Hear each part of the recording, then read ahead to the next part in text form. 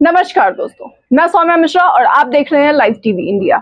आज कर्नाटक में चुनाव है। 2 दिन पहले तक सभी पार्टियां सहित पीएम मोदी और अमित शाह भी लगातार रैली में लगे रहे और इसी रैली के दौरान कई तरह के बयान और भाषण भी दिए गए। इसी दौरान पीएम मोदी ने द केरल स्टोरी की तारीफ की, उसे लेकर अपनी बात रखी और इन्हीं रैलियों के दौरान अमित शाह का दिया गया एक बयान भी अब चर्चा का विषय बन गया है। और सिर्फ चर्चा का ही नहीं, अब ये विवाद का भी विषय बन गया है। यहाँ तक कि सुप्रीम कोर्ट ने भी इसे लेकर नाराजगी जताई है।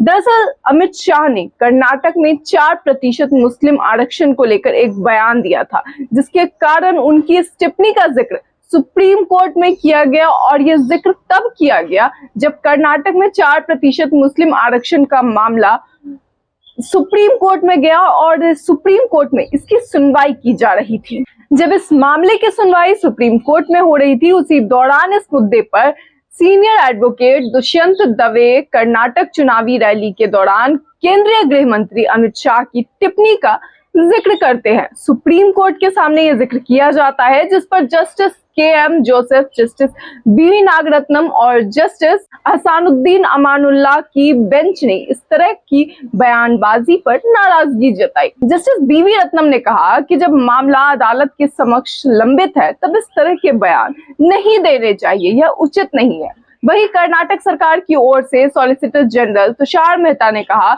कि उन्हें इस तरह की टिप्पणी की जानकारी नहीं है। हालांकि उन्होंने ये भी जोड़ा कि अगर कोई कह रहा है कि धर्म आधारित कोटा नहीं होना चाहिए, तो इसमें गलत क्या है। यानी एक तरफ जो एडवोकेट है उनका कहना है कि उन्हें इस बारे में जानकारी नहीं थी कि अमित शाह ने ऐसा कोई बयान दिया है। वहीं दूसरी तरफ उन्होंने ये बात भी कही है कि अगर उन्होंने इस तरह की कोई बात कही है तो उन्हें नहीं लगता कि इसमें कोई गलत बात है। दवे ने कहा, अमित शाह ने कहा कि कर्नाटक में मुसलमानों के लिए 4% आरक्षण असंवैधानिक था और बीजेपी सरकार ने इसे हटा दिया। दोनों पक्षों ने अपनी अपनी बातें रखी, जिसके बाद मामले की सुनवाई 25 जुलाई तक के लिए टल गई है, क्योंकि सॉलिसिटर जनरल ने सेम सेक्स मैरिज मामले में संविधान पीठ की सुनवाई के मद्देनजर स्थगन की मांग की थी। अब इसी कारण अब सुनवाई आगे टल गई है। दवे याचिकाकर्ताओं की ओर से पेश हुए थे।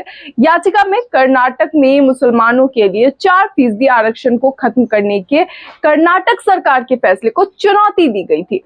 आपको बता दूं कि कर्नाटक विधानसभा चुनाव से पहले सत्तारूढ़ भाजपा सरकार ने 13 अप्रैल को राज्य में 4% मुस्लिम कोटा खत्म कर दिया और अब कर्नाटक में मुस्लिम कोटा खत्म करने को लेकर यह पूरा मामला सुप्रीम कोर्ट की जांच के दायरे में है। वहां पे याचिका दायर की गई थी और अब सुप्रीम कोर्ट इसे देख रहा है, जिसने सरकार के आदेश पर अब सवाल उठाए हैं। कोर्ट ने सुनवाई के दौरान कहा कि प्रथम दृष्टया यह अत्यधिक अस्थिर और त्रुटिपूर्ण लगता है, यानी कि ये स्थिर नहीं है ये जो निर्णय लिया गया है। इसके बाद कर्नाटक सरकार ने सुप्रीम कोर्ट को भरोसा भी दिलाया था कि वो अपने 24 मार्च के आदेश को रोक देगी, जिसमें शिक्षण संस्थानों में प्रवेश और वोक्कालिंगा और लिंगायत को सरकारी नौकरियों में नियुक्ति के लिए कोटा दिया गया था। यह मुसलमानों के लिए 4% आरक्षण को 2 समुदायों के बीच समान रूप से दिया जाना था और इसे पूरे मामले में आगे अगली सुनवाई में क्या होगा ये गौरतलब है, क्योंकि अभी आज चुनाव है। 13 मई को इस चुनाव के रिजल्ट सामने आने हैं, जो फैसला है वो सामने आएगा, लोगों की जो पसंद है वो सामने आएगी। कर्नाटक में एक चीज और जो बहुत महत्वपूर्ण है कि अभी तक वहां पे कोई भी सरकार दोहराई नहीं है, यानी कि 5 साल के बाद दूसरे 5 साल में हमेशा सरकार बदलती रही है। तो अब ऐसे में जो कर्नाटक के चुनाव है वो और भी ज्यादा दिलचस्प हो जाते हैं और ठीक चुनाव से पहले अमित शाह को पड़ी ये झड़प, इसे लेकर अब आगे क्या होता है ये गौरतलब होगा, क्योंकि जो चीजें हैं वो काफी ज्यादा दिलचस्प होती जा रही है। इससे पहले भी कर्नाटक चुनाव में बीजेपी की क्या तैयारी रही थी और किस तरीके से इनके नेताओं में जो कहीं ना कहीं मनमुटाव था, उस तरह की चीजें सामने आ रही थी। ऐसे में चुनाव के परिणाम क्या होंगे ये बहुत ही दिलचस्प होने वाला है दोस्तों। मगर फिलहाल इसे लेकर आपकी क्या राय है, अपनी राय को कमेंट बॉक्स में जरूर बताएं। फिलहाल इस वीडियो में इतना ही, तब तक के लिए धन्यवाद।